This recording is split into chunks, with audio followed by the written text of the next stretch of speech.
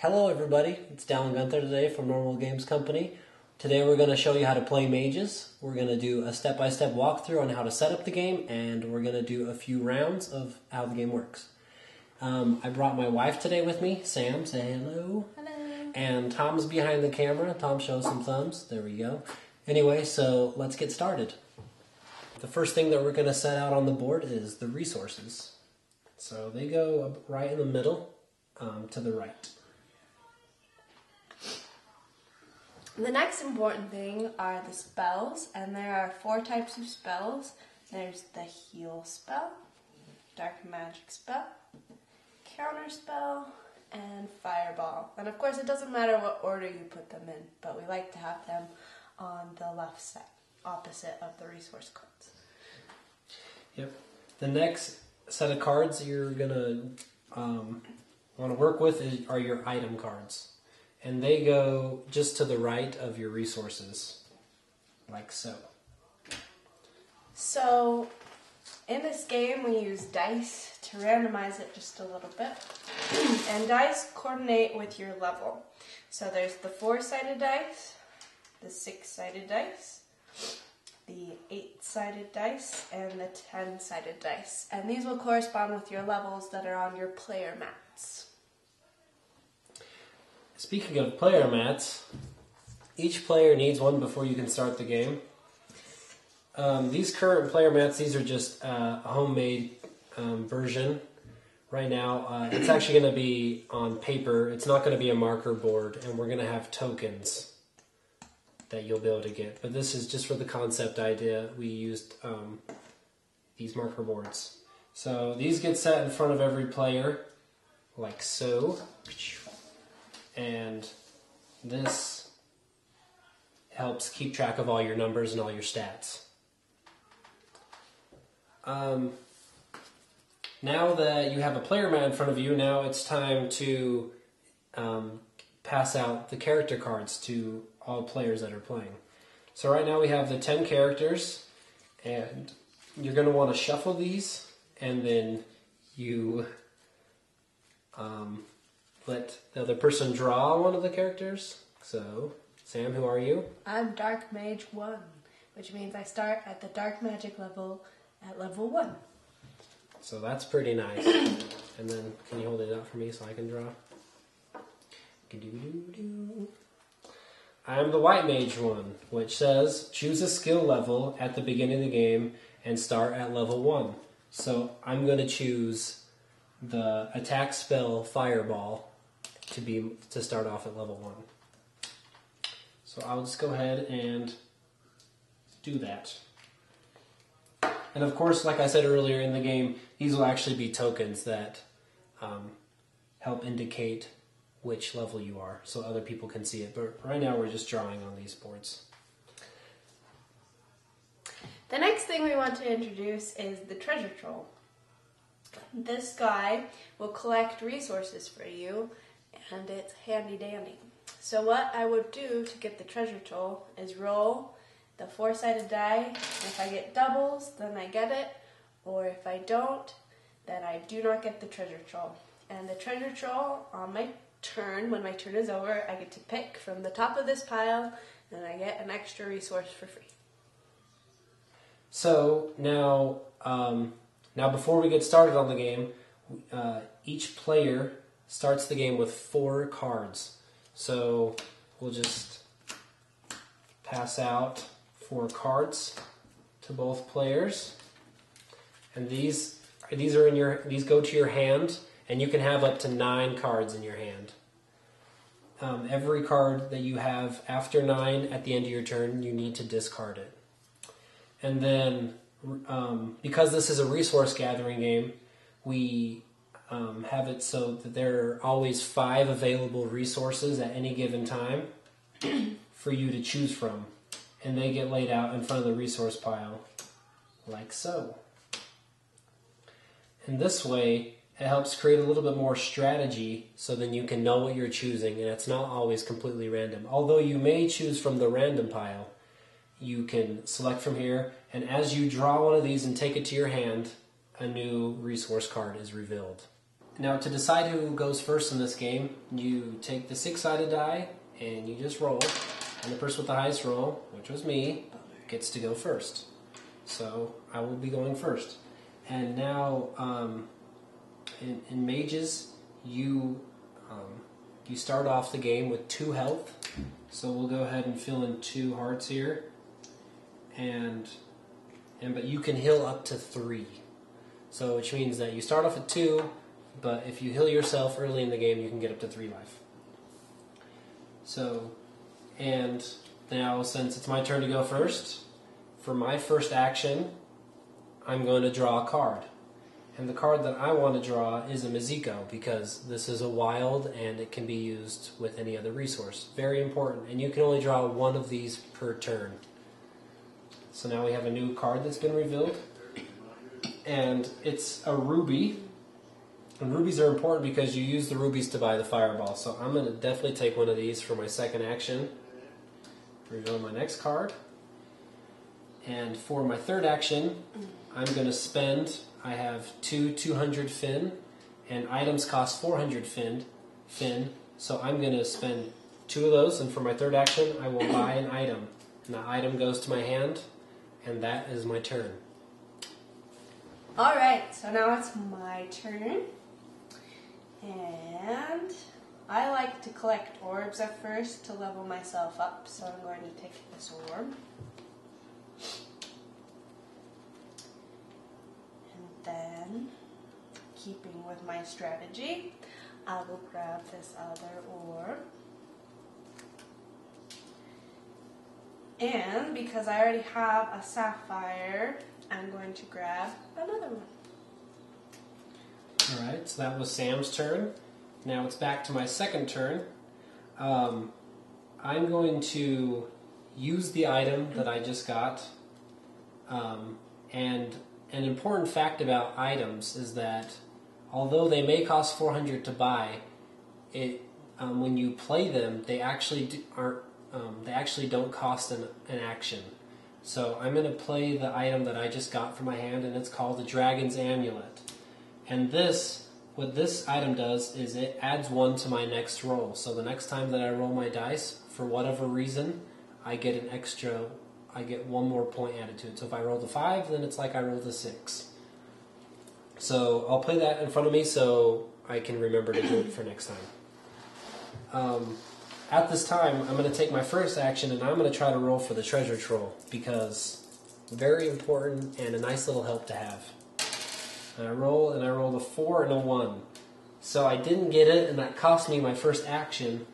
Now, I can try to roll for it again on my second action, which I think I'm going to do because it's early in the game and I don't have a lot to lose yet and only a lot to gain.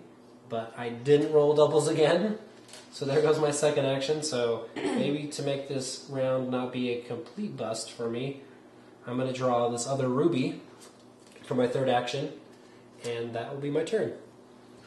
So, it's my turn.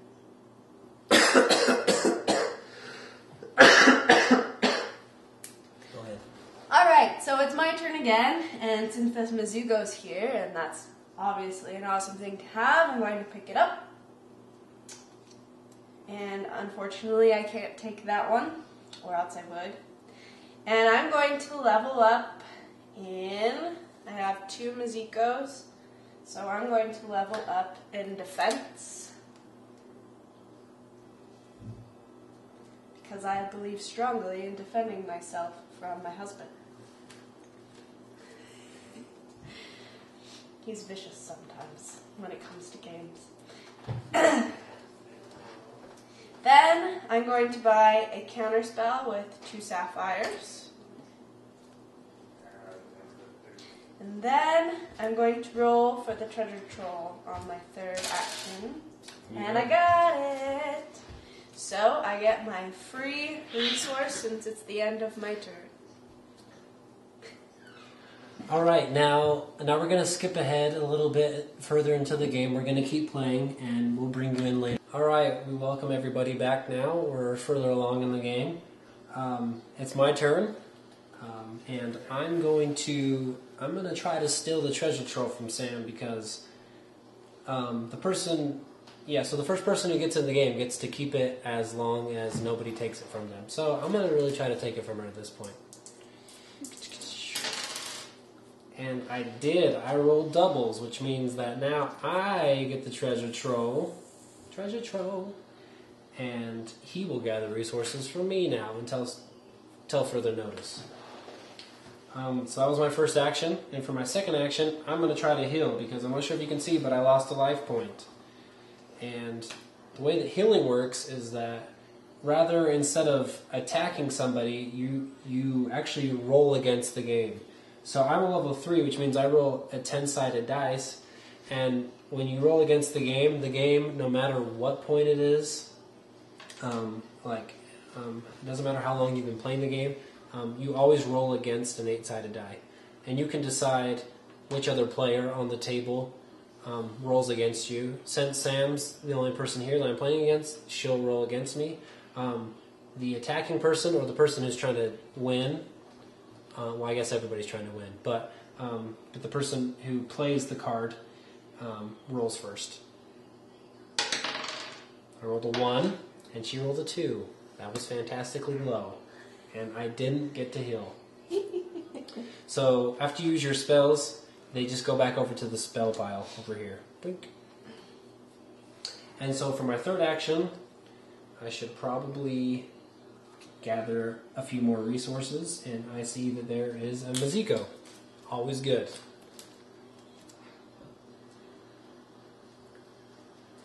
Oh, and because I have the treasure troll, I get a free resource. Okay, now that Dallin stole the treasure troll, I am really angry. So I'm going to play this dark magic spell against him, and I am level 2, so I get to roll this, and he gets to roll his defense spell, which is also level 2, so also the other 8-sided die. Rolled a 4, and I rolled a 1. Wow, I'm really good at rolling 1s. So, since this is a dark magic spell, I get to choose which skill point they get to lose an area in, and I'm going to choose his defense. So he is going to go from a 2 to a level 1 in his defense. Boo. It's really stinky. But I am Black Mage 1 after all. Right, you are inherently evil. Now I have 2 more turns. And I'm going to level up in healing, because I happen to have 2 orbs to level up in.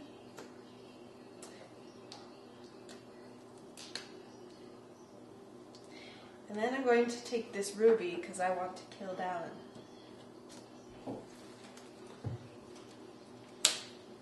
Now it's my turn. So I'm slightly mad that I got hit with dark magic, as anybody would. So I think it's only fair that I try to attack Sam with a fireball. And I'm going to play my counter spell because I don't really want to get hit. So now, the interesting thing about a counter spell is that it creates an ultimatum. Now, one of us, no matter what, will lose a life point. Whereas otherwise, if she didn't have the counter and she beats me in the roll, nothing happens. I lose my fireball spell and we continue on with our lives. Now, if she wins me, I will get hurt. Then he will die, and that means I win. Yes, I only have 1 life, so I'm on the verge of death. And so let's try this. Okay, I'm a level 2 in my attacking spell, so I'm going to roll the 8-sided dice, and Sam is a level 2 in counter. So I'm attacking, and I'll go first. A 7, it's about dang time. A 2, so I won. So now both of our spells go back to where they came from. Bummer. And Sam lost a life. So now she is also on the verge of death. We're now towards the end of the game, and this is a very critical time because we're both almost dead. That's probably going to end this round, I think. Sam, on her last turn, she played Shackles on me, which says the target player only gets one action on their next turn. So I only get one action instead of 3, which stinks, which means that I could either just gather one card, try to level up, but really I'm going to try to kill her, and I'm going to play another fireball. No! So, and Sam, if I remember correctly, does not have a counter, so I'm a level 2, and she's now a level 3 in defense, so I'm going to roll first, and I rolled a 2, and she rolled a 5, so I did not kill her, and now I can take the shackles off of me, goes to the discard pile, and it is now Sam's turn, actually, but I get a resource because of the treasure trove. Alrighty. So there are 2 ways to win this game. One way is to eliminate the other mage, which Jalen was trying to do. The other way is to level up to level 3 in all 4 of your categories. Well, you see, unfortunately for Dallin, I have 3 Zoe orbs, which means I get to level up in healing and become a master mage and win the game. Yay. And that, my friends, is how you play mages. Yeah, we'd like to thank you guys for watching the How to Play video. We hope that it really expanded your minds about mages and that you will pledge and get mages on the Kickstarter page. Guys, Thanks, it's really guys. fun. You want to play.